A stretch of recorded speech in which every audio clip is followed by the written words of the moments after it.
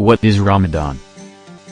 Ramadan is the 9th month of the Islamic calendar, during which Muslims all over the world fast from dawn until sunset. The start of Ramadan is determined by the sighting of the new moon. It is a time of spiritual reflection, self-improvement, and increased devotion and worship. Fasting during Ramadan involves abstaining from food, drink, and other physical needs during the daylight hours. It is a way to purify the soul, increase empathy for the less fortunate, and practice self-discipline and self-control. During Ramadan, Muslims also increase their charitable giving. It is a time to give back to those in need.